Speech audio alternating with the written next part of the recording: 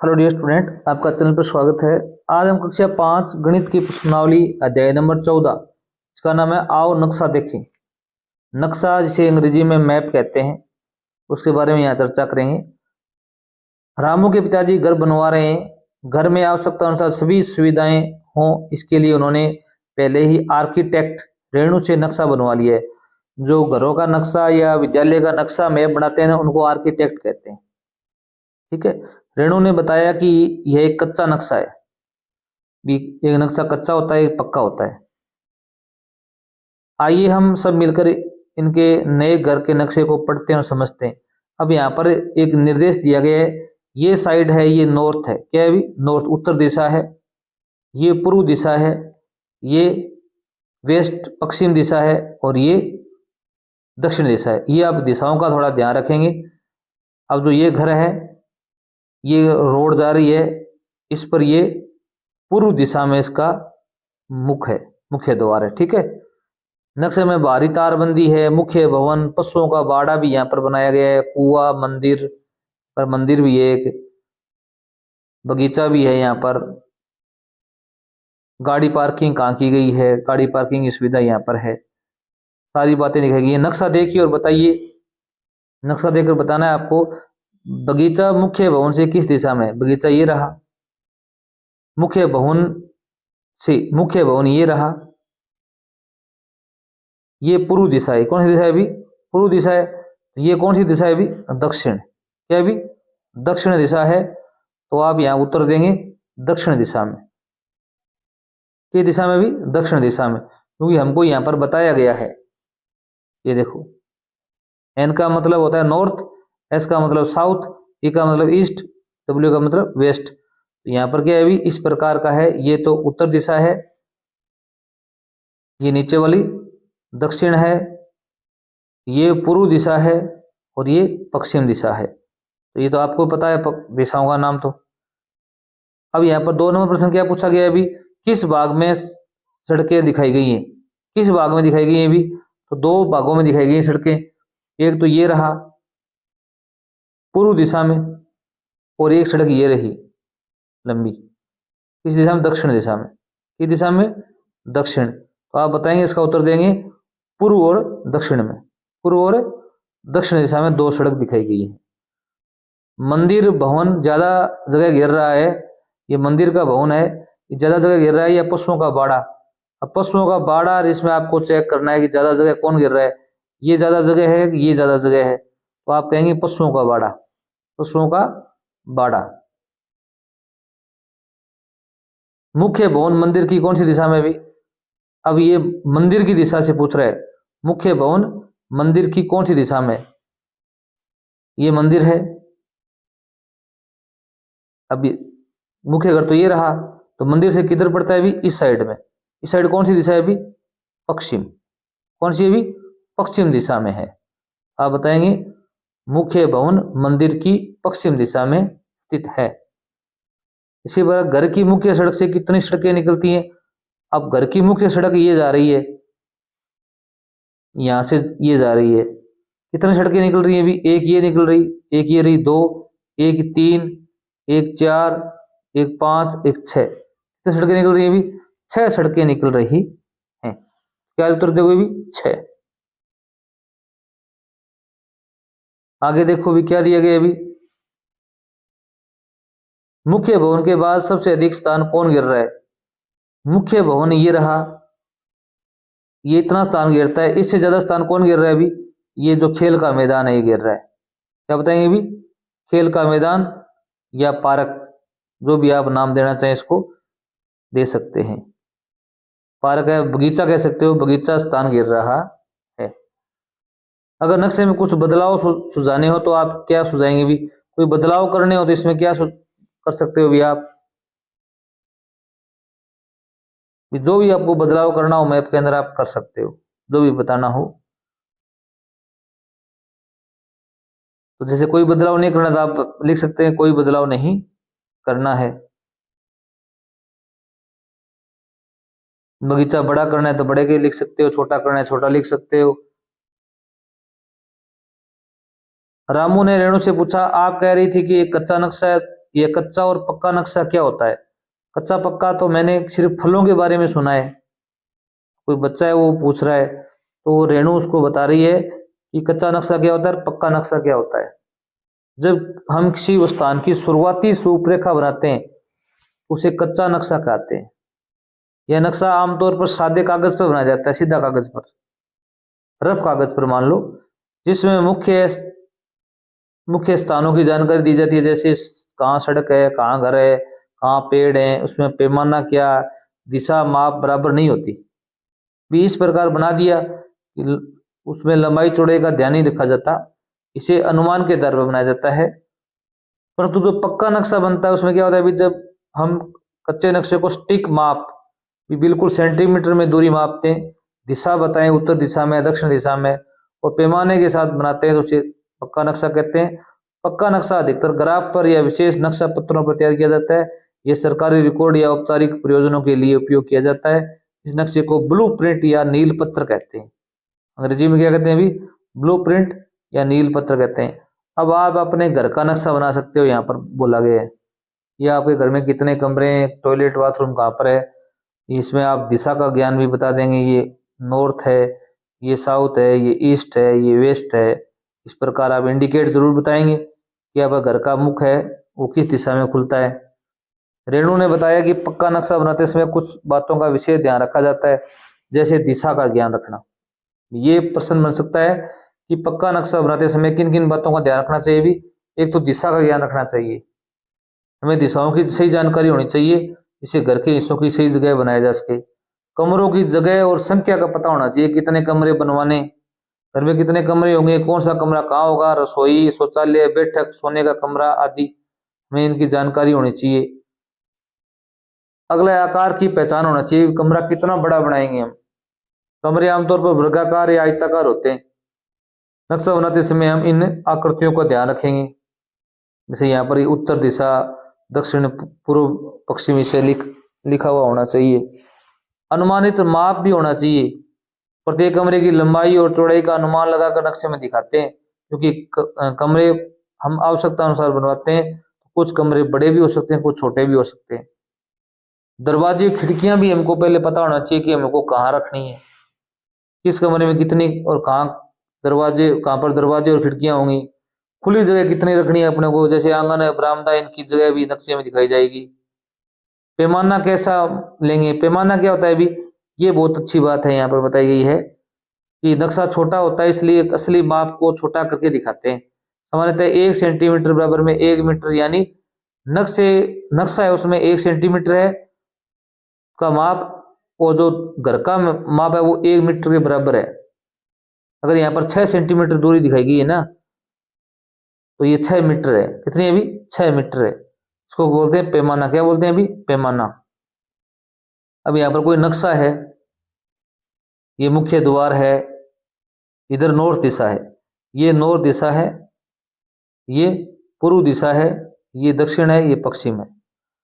तो यहाँ पर देखो भी, जो भुजा आपको नक्शे में 1 सेंटीमीटर की दिख रही है वह घर बनाते समय वास्तविकता में 1 मीटर होगी, 1 मीटर होगी। उसी तरह जो भुजा आपके नक्शे में 6 सेंटीमीटर दिख रही है वह घर बनाते समय 6 मीटर की होगी।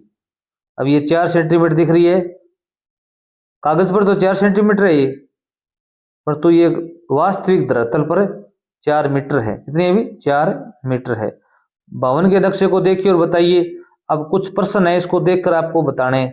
मुख्य द्वार से प्रवेश करने पर रसोई कौन सी दिशा में होगी।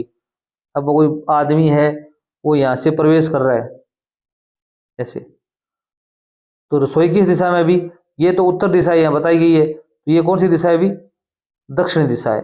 उत्तर क्या होगा अभी, दक्षिण दिशा में, दक्षिण दिशा में होगी ये।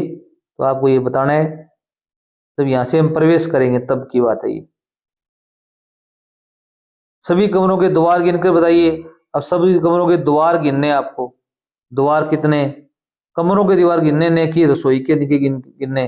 जैसे यहाँ पर देखो भी, 1 द्वार, 2, 3, 4, एक ये रहा बाहर 5 द्वार है कमरों के। ठीक है, ये मेन द्वार है, इसको नहीं गिनना, ये कमरा नहीं है। ये रसोई है, ठीक है। तो कितने हो गए अभी? 5। ये जो हरे रंग में ये खिड़कियां हैं, रसोई की लंबाई मीटर में बताइए। अब रसोई है उसकी लंबाई बतानी है मीटर में। जैसे यहाँ पर कितने भी ये 4 सेंटीमीटर दिखाया गया है, तो ये 4 मीटर है। कितनी है भी? 4 मीटर है।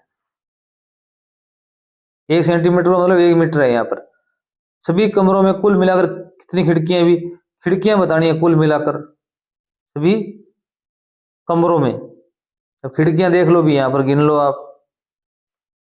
1 2 3 4 5 6 7, कितनी भी? 7 खिड़कियां हैं। अगर रसोई की हम ना गिने तो कमरे कमरे को गिने, तो रसोई गिनेंगे तो 2 और जुड़ जाएंगी, 9 हो जाएंगी। बैठक कक्ष की चौड़ाई मीटर में कितनी होगी भी? बैठक कक्ष की चौड़ाई बतानी है मीटर में। यहाँ पर देखो भी कितना है भी? 8 सेंटीमीटर है, तो 8 मीटर उत्तर आ जाएगा। कितना आ जाएगा अभी? 8 मीटर ये बैठक कक्ष है। किन 2 कमरों के द्वार आमने सामने है भी? तो किन 2 कमरों के आमने सामने द्वार है भी?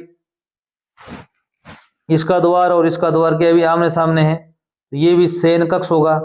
ये भी शयन कक्ष है। अब लिख सकते हैं शयन कक्ष के द्वार आमने सामने हैं। वैसे बताया नहीं गया है अपने को,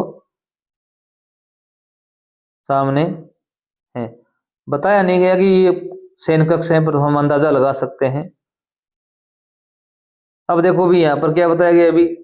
आओ हम भी नक्शा बनाएं। अपनी कक्षा का कच्चा नजरी नक्शा बनाइए। इसमें द्वार, ब्लैक बोर्ड, खिड़कियां आदि दिखाई पड़े। आपको भी ऐसा काम करना है। अब आप अपने विद्यालय से अच्छे से परिचित होंगे।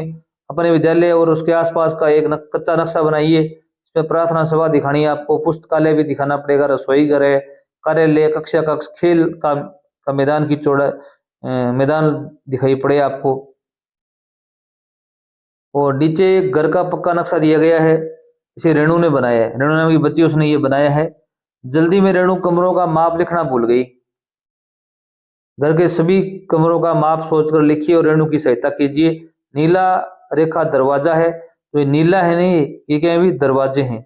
और जो नारंगी दिखाए गए हैं ये खिड़कियां हैं। क्या है भी? खिड़की हैं। ये थोड़ा आपको विशेष से ध्यान रखना है। अब लंबाई यहाँ पर बतानी है, पार्किंग की लंबाई बतानी है। अब ये यहाँ से यहाँ तक दूरी 25 सेंटीमीटर है। कितनी है अभी? 25 सेंटीमीटर है। और ये दूरी कितनी है अभी? 20 सेंटीमीटर है।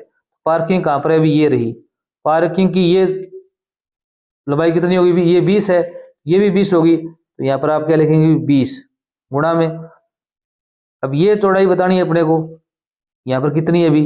ये टोटल कितनी है? 25 है, तो ये भी 10 है, ये भी 10 है, 20, ये 5 मान लो, तो ये कितनी बच जाएगी भी? यहां पर देख लो, ये 3, 20 गुणा में 3, तो 60 मीटर आ जाएगा। 60 मीटर आ जाएगा। 1 सेंटीमीटर बराबर में 1 मीटर मानेंगे हम। 1 सेंटीमीटर बराबर कितना मानेंगे? 1 मीटर मानेंगे, तो ये दूरी हो जाएगी 20 गुणा में 3, 60 मीटर हो जाएगी। पैमाना तो अपने को मानना पड़ेगा। बरामदा कितना बड़ा है अभी? ये बरामदा रहा।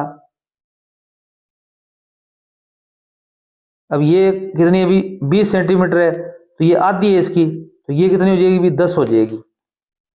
10 गुणा में, अब ये दूरी अंदाजा से करनी पड़ेगी आपको, कितनी है अभी?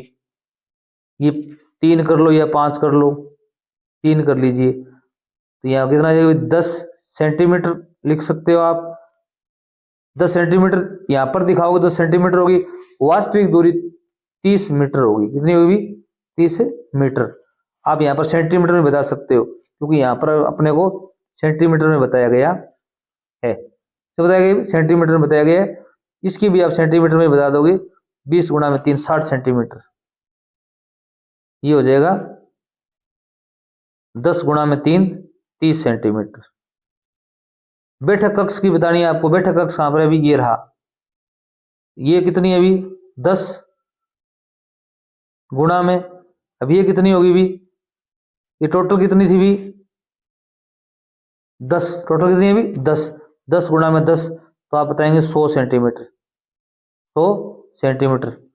ये टोटल 25 है, तो ये हमने 10 मानी थी, और फिर हमने क्या मानी भी, ये भी हमने 10 मानी है, ये 5 मानी है हमने। ठीक है, अब यहां पर क्या पूछा गया है अभी, शयन कक्ष फर्स्ट। अब शयन कक्ष ये रहा, ये टोटल 20 है, तो ये 10 बच गई, और ये 25 है, ये भी 10 बच गई। 10 गुणा में 10 कर सकते हो इसका आप, 10 गुणा में 10 100 सेंटीमीटर हो जाएगा। 10 गुणा 10 लिख सकते हो आप, 100 सेंटीमीटर लिखने की आवश्यकता नहीं है आपको, 10 गुणा में 10। और रसोई घर है उसकी, ये रसोई घर कहां पर है अभी, ये देखो रसोई घर रहा, इसमें ये तो 10 ही है ही, क्योंकि ये 10 है तो ये भी 10 है, और ये कितनी है अभी 7 मान लो, तो 10 गुणा में 7।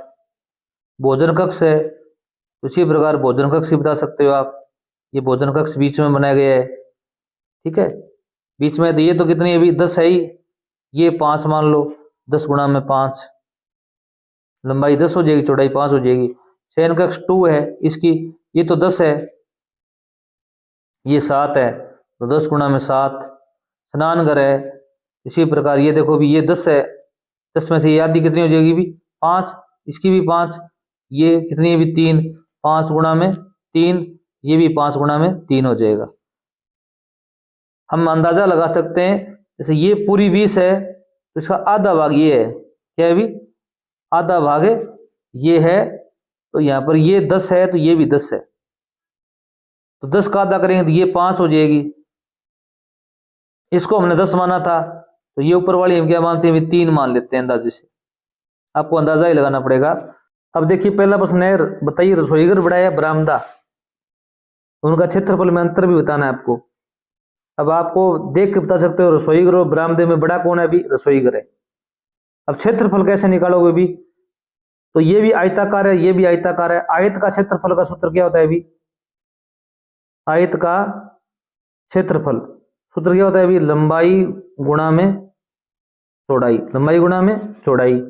अब ये रसोई है, इसका क्षेत्रफल निकाल लो पहले तो, लंबाई तो इसकी कितनी अभी 10 है, और चौड़ाई कितनी अभी 7 है, तो 10 गुणा में 7 कितना जाएगा अभी 70 वर्ग सेंटीमीटर, वर्ग सेंटीमीटर। इसी प्रकार बरामदा है, इसका आपको निकालना है, बरामदे में ये लंबाई कितनी है अभी 10 है, ये हमने कितनी मानी थी, 3 मानी थी, तो यहां बरामदा लिख लेंगे, बरामदा 10 गुणा में 3, तो 30 वर्ग सेंटीमीटर, कितना आ जाएगा 30 वर्ग सेंटीमीटर।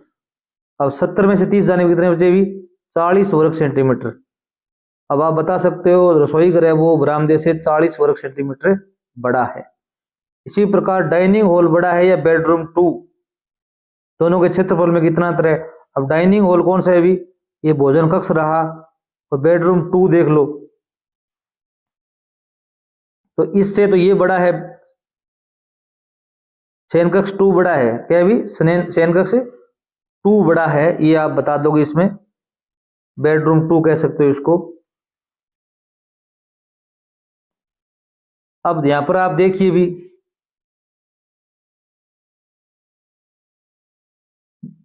भोजन कक्ष की क्षेत्रफल कितना होगा अभी, ये 10 हमने मानी थी, ये कितनी भी 5 मानी थी, तो 10 गुणा में 5 50 सेंटीमीटर स्क्वायर आ जाएगा।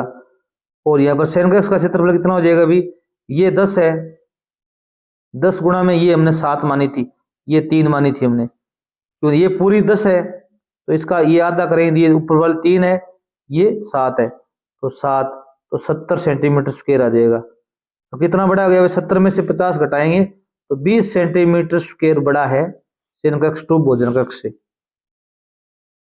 इसी प्रकार देख लो भी, रेणु ने रामू के परिवार को बताया कि मुख्य भवन का हॉल वर्गाकार है। वर्गाकार क्या होता है भी, जिसकी चारों भुजाएं क्या हो भी समान हो। रसोई घर आयताकार, आयताकार कैसा होता है भी, संदूक जैसी आकृति होती है ऐसी।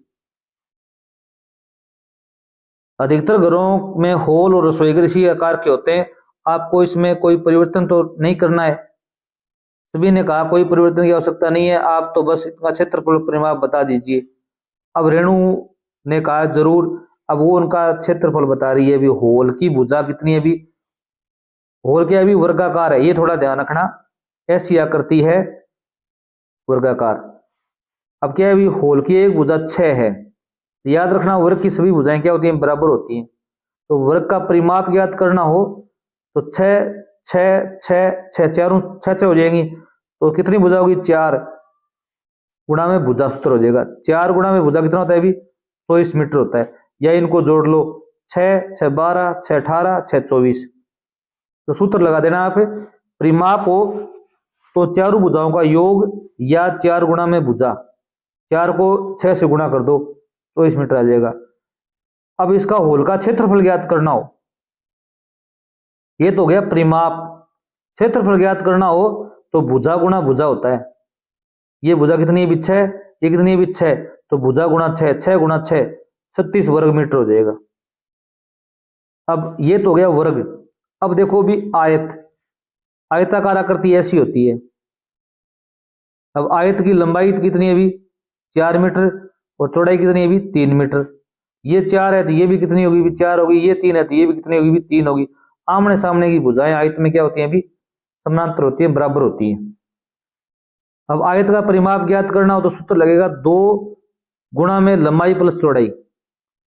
2 लंबाई कितनी है अभी 4 है प्लस में चौड़ाई 3 है, 4 3 कितनी होगी भी 7, 7 को 2 से गुणा करेंगे कितना आ जाएगा भी 14, या इनका योग कर लो 4 को 3 से जोड़ो 7, 7 4 11, 11 और 7 है 11 और 3 है 14, इन सभी भुजाओं का योग भी कितना होगा भी 14 ही होगा। 4 4 8 है 6 14। क्षेत्रफल ज्ञात करना हो तो लंबाई गुणा में चौड़ाई, 3 को 4 से गुणा कर देंगे 12 वर्ग मीटर आ जाएगा। अगली वीडियो में इसके अभ्यास कार्य प्रश्न हल करेंगे, तब तक धन्यवाद।